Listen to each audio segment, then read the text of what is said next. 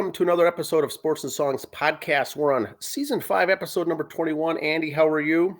I am good. How about you? Good. It's the sports edition tonight. It's March 25th, 2024, and we're getting to the end of March Madness. We're in the midst of Holy Week this week with Easter coming up Sunday. Yes. Lots of sports, college hockey, basketball, women's, men's, Major League Baseball. Preseason is winding down, Andy. As the Mets say, we're Buddy Harrelson days away from opening day, or 3 days away. Okay. The Mets this year, speaking of that, will be wearing a number 3 in honor of Buddy Harrelson, who passed away this year. Okay. Yeah. Usually they'll do that with a black circle or something on the sleeve the entire season. Yep. Or something to represent. The Twins lost to the Braves today. They play against them again tomorrow, and then they wrap up and head north. North meaning Kansas City. So my trivia question relates to the Braves. Okay. It's Tom Glavine's birthday today, Andy. Former New York Met for a couple of years, by the way. Oh, yes. Tom Glavine. How old did he turn today? That's the trivia question. How old is he right now? We will come back to the answer at the end of the segment, but really good pitcher along with all those great Braves pitching staff. Yes, that they had. All righty, here we go. Let's talk some sports. All right, we'll start with our friend Jeremy Quas, who's out in Vegas bowling the USBC Masters right now. He's got his own YouTube channel, Swag Seasons Bowling. Also, we've been sharing a lot of his stuff on our pages too. You can follow Jeremy. There's a rare picture of Jeremy with pants on. Okay, that came out wrong. Wow. Usually he wears shorts when he bowls. That's better. Oh, he does. Okay, got it. Okay. There. That came out wrong. I said there's a picture with pants. We don't do that type of programming here anymore. And he always wears the fun tops, of course. Yep. The swag. Yes, so there he goes. All right. Start with high school boys basketball. Finished up this weekend. We'll go through the champions there. Cherry beats Fertile Trammy. An A.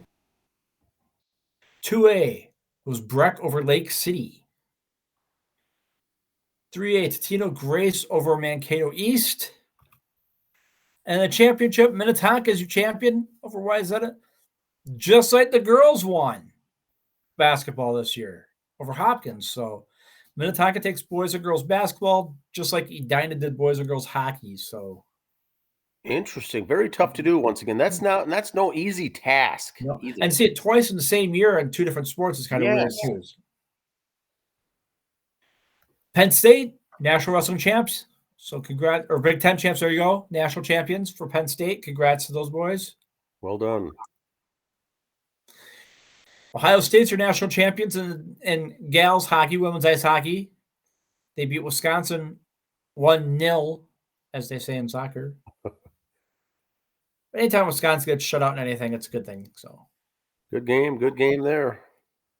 There's a picture of the whole team with their typical hockey pose. We're all around the trophy. And that's kind of a cool hockey tradition. I like that. And there's the men's bracket is all set for the men's ice hockey tournament. There you see the Gophers down in your lower right bracket and the Boston University bracket. You play Omaha, Peyton Manning and Omaha, first round. Odds are they'll play Boston after that. So there's those. And that would be the only Minnesota team in the home group there. Usually sometimes you see a UMD or Minnesota State in there. No, we're the lone Minnesota rep this year. Okay. And these are the teams I mentioned last week. Teams that did not want it, that didn't make the big tournament and said, no, thank you to the NIT. I mean, if these teams here would have had their own tournament, it would have been kind of cool, I think. Oh, yes. Now, last week when you talked about this, it was just, I think, 7 or 8 teams. Now there's, since that, they're trying to fill in other spots, yeah. Wow. And this is D1 basketball that just said, no thanks. We didn't get to the big dance. We'll skip out on this NIT. Indiana and Maryland, there's 2 Big Ten schools there, and USC and Washington and UCLA, 3 soon-to-be Big Ten teams. And so for the seniors on this team or the last final year eligible, they turned this down. Their career now is done. There is no other games to play. But, like we said last week, I want to know how much this was the coaches were saving face. They didn't want to lose in the NIT, a team that should have gone to the big dance, or that they had enough feedback from their senior players going, I ain't going to play in this tournament, do bad, and hurt my draft chances. Yep. Now, here's two stats from the women's, and I don't know which one's a better one. I was going to make this a homework assignment to kind of just, in 50 words or less, which one's better. Tennessee, the only program to compete in all 42 NCAA basketball tournaments. Amazing. Is that more amazing? Or the UConn women are the only team to be 30-0 lifetime in the round of 64 since they expanded to the round of 64 in the women's tournament. Well, the UConn one is good, but the Tennessee one is unbelievable. But on UConn, basically saying if we make it, we're going to the Sweet 16. That's a great stat, yes. Tennessee, in a way, there has lost in the first couple rounds, obviously, if they are not in that stat. I mean, they should be 84-0 in the first two rounds, but they're not. So both good stats. I could hear arguments for both being a better achievement than the other. So okay.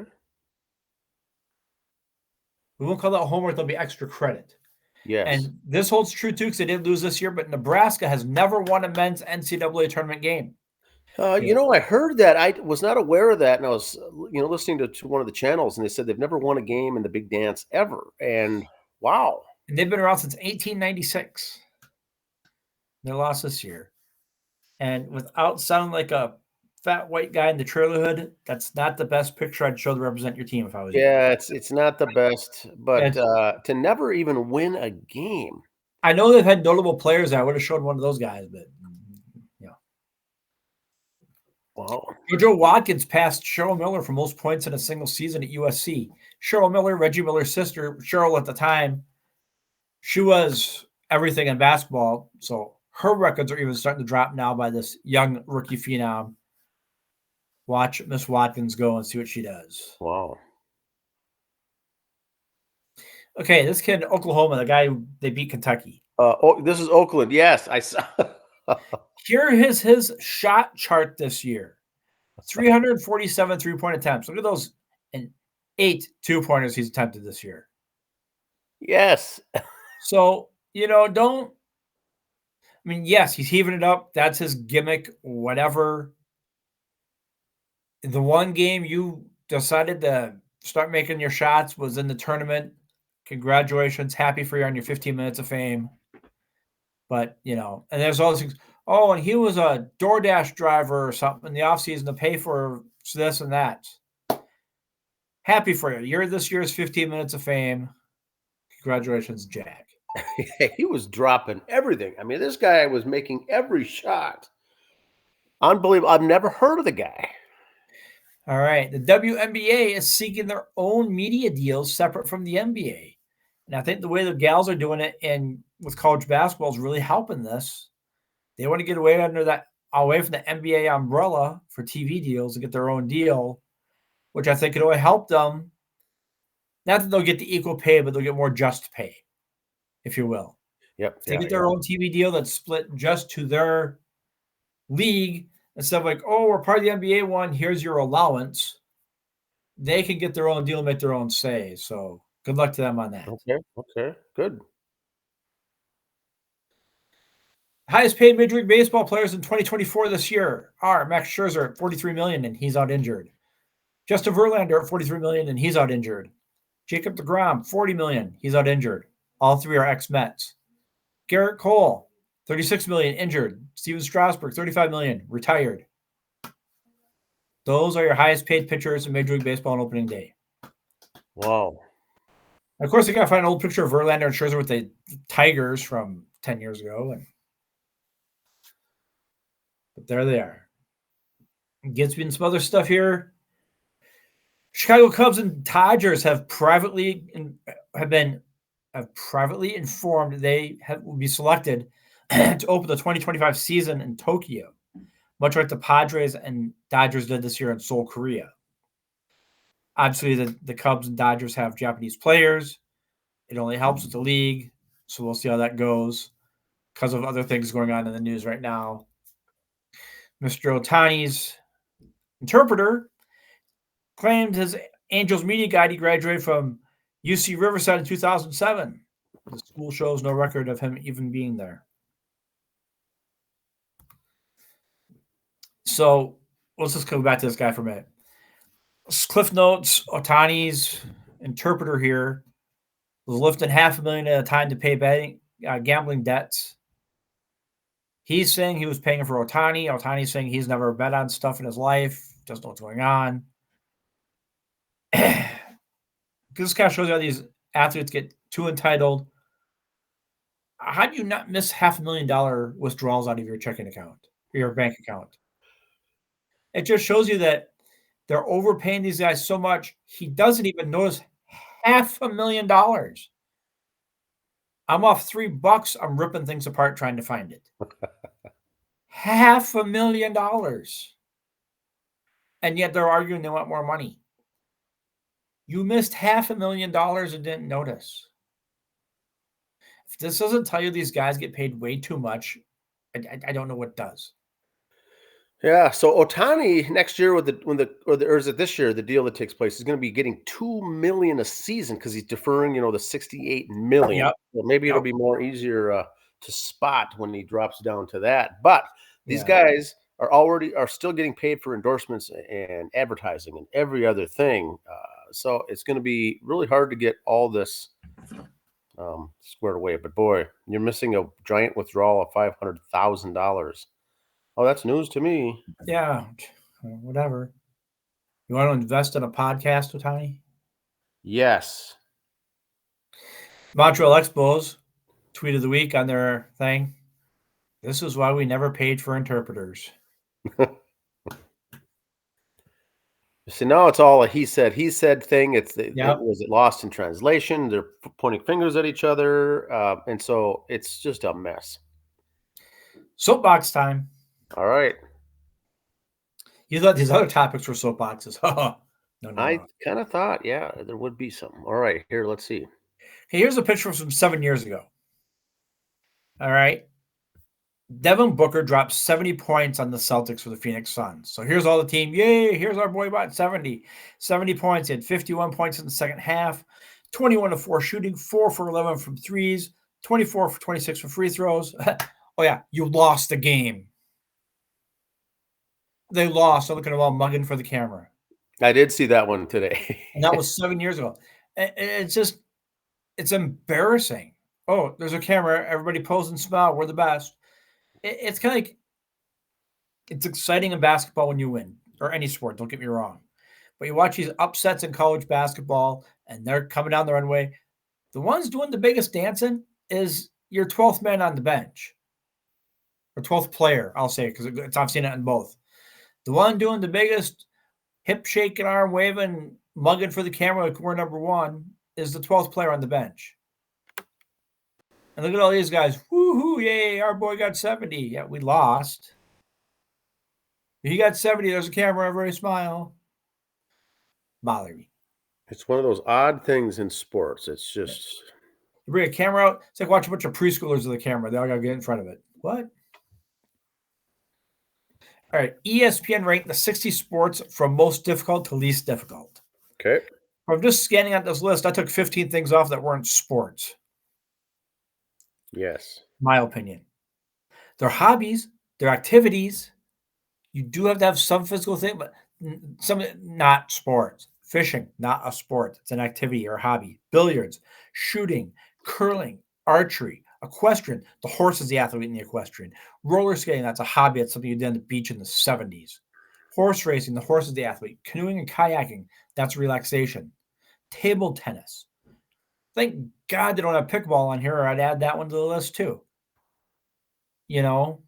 I'm sorry. Badminton. That's something you set up in the backyard and play. That's not a sport. That's dummied down tennis. I remember the old the Chinese video footage back and forth on some of those badminton matches. Guys. Yeah. So some of this is just that's first of all, boxing, ice hockey, football, wrestling is at number 5. Wrestling is tough. I will give you that one. Martial arts, tennis, gymnastics. Okay, skiing alpine. That one I have a tough time skiing cross country and downhill as being a sport because so many people can do it as a relaxing activity. Now, granted, you're gonna put you up high in a mountain coming down. Yeah, you gotta be an athlete to get these speeds and everything else. But just cycling for distance. That's just someone who's taking a hobby a little too seriously. Racquetball and squash. That and badminton, they're kind of really the same thing, in my opinion. They're so similar. Why aren't they closer in rankings to do? You combine baseball, softball, those are different sports, but the same. Rodeo, bull, bareback, and broncos on one spot, but then you got steer wrestling, rodeo on the other side. They're both considered rodeo. Make up rodeo, calf rope. You got rodeo in 3 different categories. Just another reason to not like ESPN.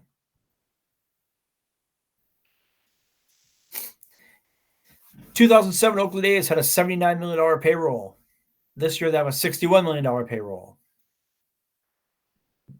Why is the league not stepping in and just getting rid of this team or taking it over like they did with the Brewers for a while or threatened to do it with the Twins? Or did they do it with the Expos and Royals too, and they were down, they were threatening to take them over and run them? Why are they not doing that with the A's? Let's relocate them to Portland or Nashville or Montreal to an owner who wants to have a team. Why do we let this just flub like this? So they're going, is this their, how many years, when do they go to Vegas? Next year, I believe. Gotcha. And they are going youth movement, young guys. They had that since I got a stat that's going to kind of bounce us around a little bit now. Since 2010, this is how many times the team's finished in last. So in 2010, that's 13 years. Only 5 times the A's have finished in last place in their division. So with those low payrolls, they still have been dead last in their division. The Twins have been last 5 times. But look at who's been 6, Baltimore and the Red Sox. And the Red Sox have one of the highest payrolls every year. They lived 0 times in last place. The 2 LA teams, the 2 New York teams, the Brewers and the Indians, Guardians. Well, some of those years they were the Indians.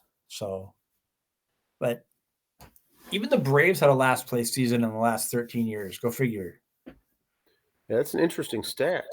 That's pretty neat, I thought, right there. And now the return of the 80s baseball stat of the week. Almost as good as the soapbox. Yes. Is it something to do with Tony Gwynn? It's Ricky Henderson. Okay. Ricky Henderson stole more bases in 1982 than any entire major league team did last season. So he stole more than any team. And that's how the game has changed. And the key point, I think, is when they used for last season is, they made the bases bigger to encourage more stealing, easier to steal. And what's his name from the Braves? He still had them beaten. And what's his name from the Braves had 50 or something last year, so he still had more than that. Yep. His rest of the team didn't do it. And you just look at Ricky. I mean, and another great nickname for Ricky would have been like 1% body fat too. I mean, the guy was just chiseled like a rock. The uniform was a size too small for him. He just was just a scary. Loved watching him play though.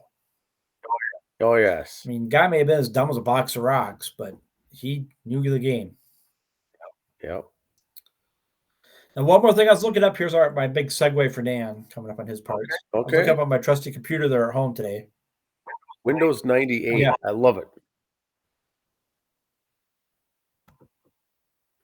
Gal's texting her boyfriend, do you want to hang out on March 30th? He says, no, I can't. It's the UFL opening day. Oh, perfect. Is that not just segue into our next story? It's a great, it's a great meme. You got to admit. Yeah, he doesn't care about the college tournament going on. Nothing else. It's UFL opening day, baby. So My what only we've thing I got, got against it, the only thing I got against the UFL, what they're plugging right now, and it's for any sport when it comes next year. They're promoting it's the USFL champ against the XFL champ. How many of those players are really returning on each team? I don't know. But even in baseball, you're not going to get the same two teams to reunite the World Series if you replay those two teams opening day. Players move, they get traded, they retire. So you're not getting a true rematch. I don't know if this league, how many of those same players are really coming it, back. it would be interesting to know, but I've not seen that number. there was so much fluidity with people coming Right. and going and leaving and getting hurt and hiring, and then the leagues kind of disbanded, and then they came back, and then they merged together and they cut Right. the 4 teams of each of the leagues were cut off, and then these new teams now got to draft those residual players back onto their team. So Right. most of these teams look nothing like the last couple of years, I don't think. Right. But you have a good point. It's not a something to, hey, let's do the rematch. Here it's a I don't like it. Let's make a few phone calls, get those guys back in here. That'd be one thing, but So they start this weekend, and the point once again is to fill up this open time after March Madness. The hockey women's is done, the men's will be done. yeah. Women's and men's basketball winding down. And so if you're not into the NBA or NHL, and there's a big market of people that aren't, a lot of people don't watch college baseball If you can religiously. find it on TV, yeah. And so this opens up now your weekends to throw some football on, whether it's meaningless or having it on in the background or having it on in the cave, the man cave, Yep. or the big true fans that are actually sitting down and watching the games, or at the bars where you have the game on, and it's a talking point. You can talk. So the UFL, United Football League, combination of the XFL and the USFL. There's no more of those two anymore. It's just the UFL. Now they kept the division and conference names the same, so you'll still hear that, which I wasn't a fan of keeping that terminology in the lingo because it's only going to make people more confused. All Right. it is the UFL. So there's 8 teams. They play a 10-game schedule, no preseason, and just a quick postseason of two weekends, essentially. Yep. So it's nice and clean because it gets everyone over that bridge to 4th of July, because right after that's over, it's the NFL are starting to report to camp and training camps going on. So it kind of gets you through. And there are fantasy leagues for this as well. You can pick up and draft players in fantasy, but it opens up to Saturday. 2 games on Saturday, 12 and 3. And then Sunday, Easter Sunday, it's a doubleheader again, 11 o'clock and 2 o'clock. So it's they still have 6 hours of time to watch TV, that people can watch TV, of 6 straight hours of football on Saturday and Sunday. Now their schedules pretty much stay that way. It's pretty much Saturday, Sunday. The Arena League that starts coming up next, or in May, I think that starts, is Yep. there's more Thursday night games and Monday night and different dates of the week at least. Typical football nights from the NFL, but not the UFL nights. So that's when it's going to start. These games are all outdoors. I think maybe St. Louis is the only place that's indoors. Maybe another one. I'm not sure, but most of these are outdoor. It's spring. It's outside. The arenas are all inside. So, but in arena football, there's 16 teams. So lots more to do, but they also play a 10-game schedule. So that's going to kick off this weekend. So March Madness is wrapping up, and we're going to get football. We're going to get Major League Baseball announcing their cuts here the last couple of days, final cuts, and the teams will be breaking camp. They got to get down to 26-man roster. It used to be 20, 25. Now it's 26. And typically for a typical team, you got 13 pitchers and 13 position players is really how Yep. it gets down to. And so people looking to make their final spots, and with injuries, they can put them on the table and consider those guys injured on the injured reserve and pull up some fresh names. So the Twins had some of those. Some other teams had some injuries, but it's going to start here for real. Twins will go to Thursday. Kansas City Thursday. Brewers will be in New York, take on the Mets Thursday, Friday off, Saturday, Sunday. And according to the weatherman, the Mets might get rained out on opening day. So prove it that schedule maker's right. That's give them Friday for that extra day. Yep, they'll have some extra days built in here on some of these teams in the north, but it should be good. It should be fun to see everything happening. But that's all I've got, I think, for my notes. Not getting a little ahead of myself. I like the way the Mets schedule starts. Brewers who are in rebuild mode, and the Tigers are their first 6 games. Then they go to Pittsburgh. So I'm not confident. I'm not being cocky with the Mets. I'm just feeling good about the first week.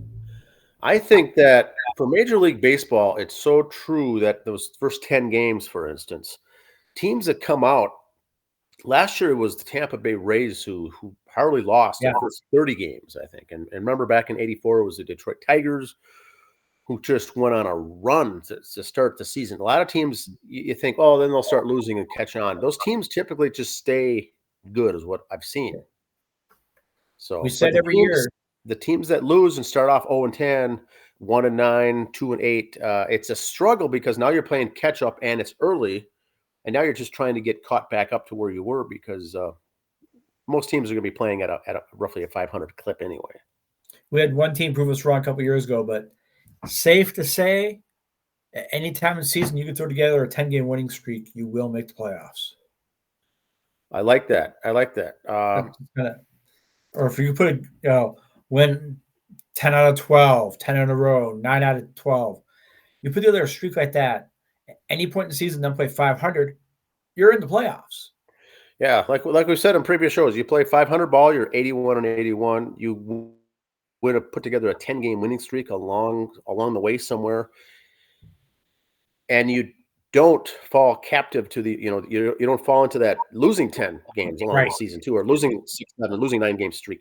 If you can keep the losing streaks to a minimum and put together one big solid 10-game winning streak, and you play 500 ball, you're going to be at 91 wins, and so that's always been I think a goal of of course you want to win as many as you can, but baseball's baseball. It'll be fun. It'll be fun to watch. And then the college will be active here, amateur over 35 leagues, all the baseball going on, town ball. Yep. And we'll be covering more of that in the next couple upcoming weeks. So the answer for the trivia, Andy. Yes. Tom Glavine's birthday today, the premier Hall of Fame pitcher, turns how old today? See, I got all excited when you said Tom Glavine. I was going to say, he was drafted by the NHL. I thought you were going that route. Oh, he was though also, right? He was, yeah. Yep, he was a hockey goalie, yeah. Tremendous athlete. I want to say he's early 60s, 62. Close. He's 58 today. So happy birthday to Tom Glavine turning 58. And the Twins lose today on the road against the Braves in spring training. And then tomorrow they play at home against the Braves in spring training. It's good to play those tough teams the last week of the schedule. They just got done playing the Orioles. Orioles supposed to be good. Braves are supposed to be good. It's going to be a good tune-up, a good test, and they head north and break camp. The rest of the squad will be we're starting to hear the next within the next week, the St. Paul Saints and all the various AAA teams cutting their rosters back down, and they get to be 28. 28. And so there's one extra pitcher, one extra position player on those AAA rosters to get you up to 28 versus 26. But it should be interesting. Lots of fun stuff here coming down the pipe. All right. Anything else? Yeah, Dan did do a Twins preseason episode earlier this week.